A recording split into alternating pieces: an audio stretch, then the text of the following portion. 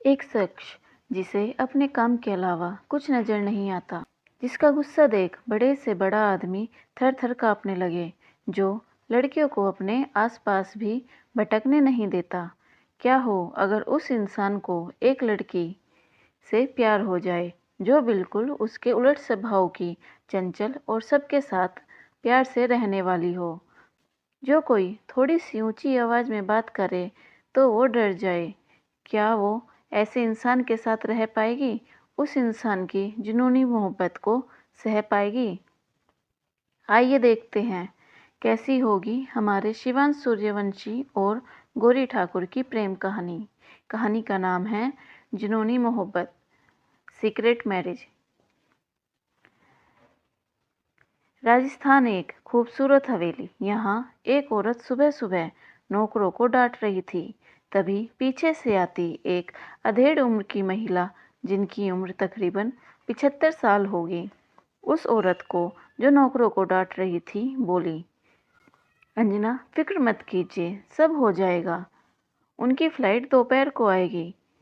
यह है गरिमा सूर्यवंशी, खानदान की सबसे बड़ी सदस्य और हमारे हीरो की दादी, जो उनसे बहुत प्यार करती है। और जो नौकरों को डांट लगा रही थी वो है अंजना सूर्यवंशी, हमारे हीरो की माँ। यह भी अपने बेटे से बहुत प्यार करती है। अंजना जी दादी के पास गई और बोली, माँ आपको पता है ना, वो आज पूरे 8 साल बाद लौट रहे हैं। हम उनके स्वागत में कोई कमी नहीं रखना चाहते। तभी पीछे से एक भारी आवाज आई, जो किसी पुरुष की थी। बेटे के स्वागत के चक्कर में कहीं अपने पति को तो नहीं भूल गई आप? जल्दी नाश्ता लगाइए, हमें सीएम ऑफिस जाना है।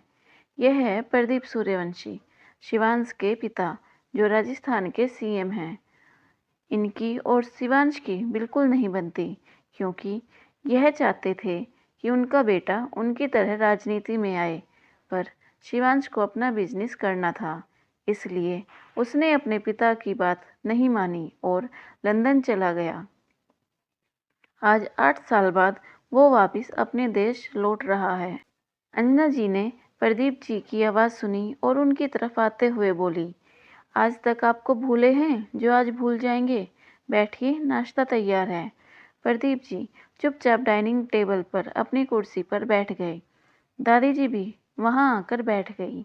अंजना जी ने दोनों को नाश्ता सर्व किया और फिर खुद भी बैठकर अपना नाश्ता करने लगे। तभी प्रदीप जी खाना खाते खाते बोले,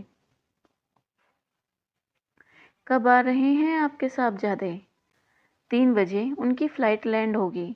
हो सके तो आप जल्दी आ जाइए।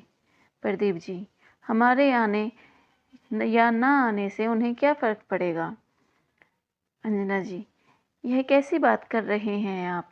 बेटा है वो आपका, फ़र्क क्यों नहीं पड़ेगा? आपको पता है वो आपसे बहुत प्यार करते हैं।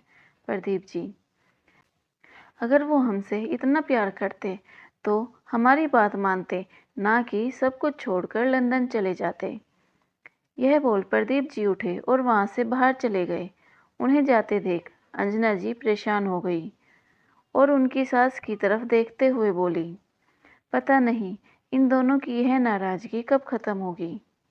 दादी जी, फिक्र मत कीजिए, सब ठीक हो जाएगा।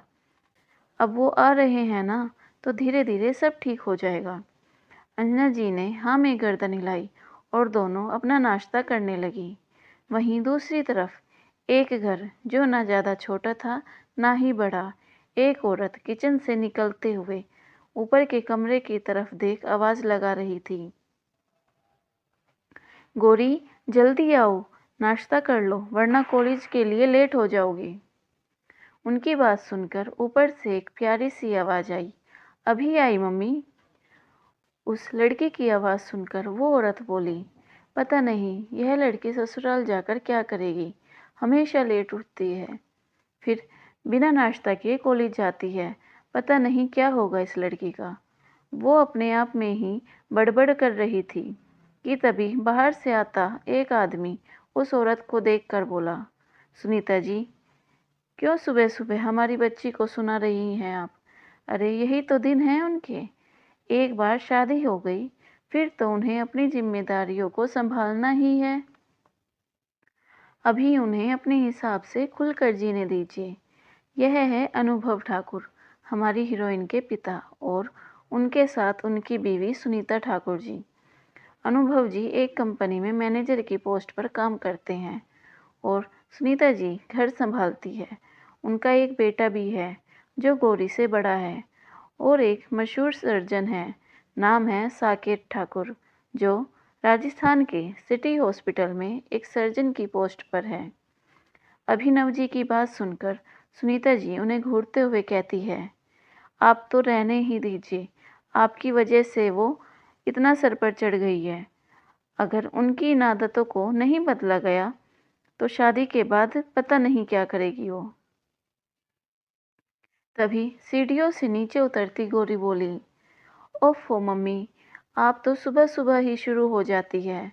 और रही बात हमारी शादी की, तो वो हम इतनी जल्दी नहीं करने वाले। पहले हम अपनी पढ़ाई पूरी करेंगे और फिर एक अच्छी सी नौकरी करेंगे, उसके बाद शादी के बारे में सोचेंगे। यह बोलते हुए गौरी नीचे आई और अपने पापा और मम्मी को गुड मॉर्निंग बोल डाइनिंग टेबल पर बैठ गई। उसकी मम्मी ने उसे घूर कर देखा तो उसने मासूम सा चेहरा बना लिया।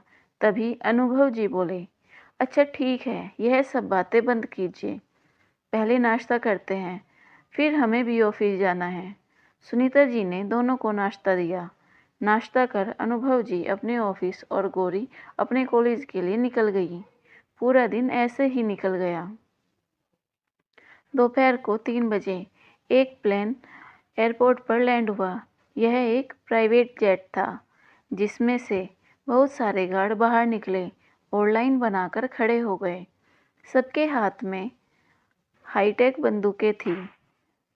तभी एक लड़का अपनी रोबदार पर्सनैलिटी के साथ उस जेट से बाहर निकला। ब्लैक 3 पीस सूट के ऊपर से ब्लैक कलर का ही ओवरकोट पहन रखा था। काले घने बाल, गहरी काली आंखें जिनमें किसी का भी डूबने का मन करे, पतली लंबी नाक और पैने होठ, 6 फुट 2 इंच हाइट, जिम में कसरत कर बनाई बॉडी, पर्सनैलिटी ऐसी कि फिल्मी हीरो को भी फेल करे। उम्र यही कोई 27-28 है। यह है हमारे हीरो शिवांश सूर्यवंशी। शिवांश के पीछे ही उनका असिस्टेंट कम दोस्त मयंक निकला। यह भी कुछ कम नहीं, 6 फुट हाइट, भूरी आंखें, कसरत कर बनाई बॉडी, जेल से सेट किए हुए बाल, कुल मिलाकर यह भी किसी फिल्मी हीरो को फेल कर सके ऐसी पर्सनैलिटी है इनकी, पर हमारे शिवांश से कम। शिवांश आगे बढ़ा और एयरपोर्ट से बाहर निकल अपनी गाड़ी जो पहले ही बाहर खड़ी थी उसमें बैठ गया। मयंक भी उसके साथ जाकर बैठ गया। मयंक ने शिवांश की तरफ देखा और बोला, कहाँ जाना है? शिवांश जो अपने लैपटॉप पर अपनी उंगलियां चला रहा था, वो बिना उसे देखे अपना काम करते हुए बोला, कंपनी चलो। मयंक, पर आंटी ने तो कहा था। उसकी बात बीच में काटते हुए शिवांश बोला, उनसे मैं बाद में मिल लूँगा। मयंक ने आगे कुछ नहीं कहा और ड्राइवर को गाड़ी कंपनी लेने के लिए बोल दिया। उनकी गाड़ी के पीछे 5 गाड़ियाँ और थी जिनमें शिवांश के गार्ड थे। शिवांश कोई छोटा मोटा इंसान नहीं था, सूर्यवंशी कंपनी का मालिक था वो, जो दुनिया की नंबर 1 कंपनी है। बिजनेस की दुनिया में शिवांश को बिजनेस का बेताज बादशाह कहा जाता है, जिसके आगे बड़े से बड़ा बिजनेसमैन तो क्या, सरकार भी अपना सर झुकाती है। शिवांश की गाड़ी सिग्नल पर आकर रुकी।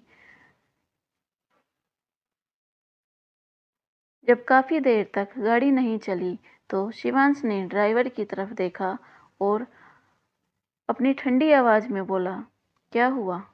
उसकी ऐसी आवाज़ सुन ड्राइवर डर गया और फिर धीरे से बोला, सर, वो आगे कोई एक्सीडेंट हो गया है।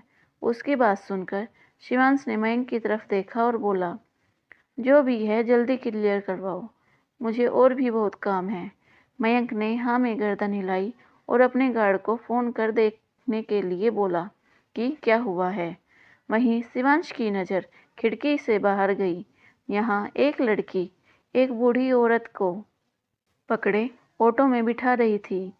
उस लड़की ने अनारकली वाइट सूट पहन रखा था, काले घने खुले बाल जो उसकी कमर तक आ रहे थे, हवा से उड़कर उसके चेहरे पर आ रहे थे, जिन्हें वो बार बार पीछे करने की कोशिश कर रही थी, पर उसका चेहरा शिवांश को दिखाई नहीं दे रहा था।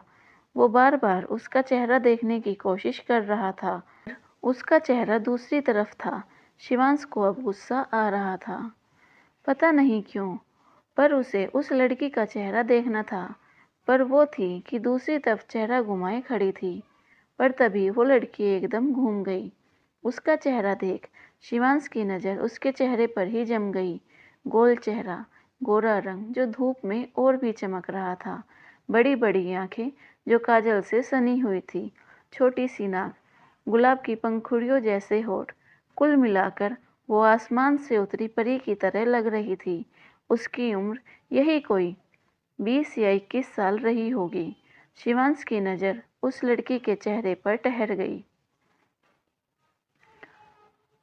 उसे देखते ही उसका गुस्सा धीरे धीरे कम होने लगा। वो एकटक बिना पलके झपकाए उसे देख रहा था। तभी उसकी गाड़ी वहां से आगे बढ़ गई और वो लड़की धीरे धीरे उससे पीछे छूटने लगी। शिवांश तब तक उसे देखता रहा जब तक वो आंखों से ओझल नहीं हो गई। अब वो उसे नजर नहीं आ रही थी। शिवांश को उसे और देखना था।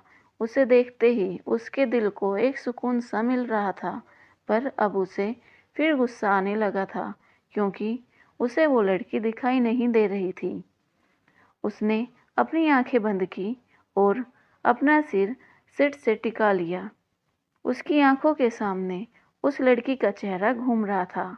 उसे समझ नहीं आ रहा था कि यह उसके साथ क्या हो रहा है। उसे बहुत अलग से एहसास हो रहे थे, जो पहली बार थे और उसकी समझ में नहीं आ रहे थे, पर उसे यह एहसास अच्छे लग रहे थे। उसने गहरी सांस ली और खुद को शांत करने लगा। वहीं दूसरी तरफ गौरी ने उस महिला को ऑटो में बिठाया और उसे हॉस्पिटल भेज दिया और खुद दूसरा ऑटो लेकर घर निकल गई। दोस्तों, कहानी कैसी लगी कमेंट करके ज़रूर बताएं। वीडियो को लाइक करें, शेयर करें और चैनल को सब्सक्राइब करना ना भूलें। धन्यवाद।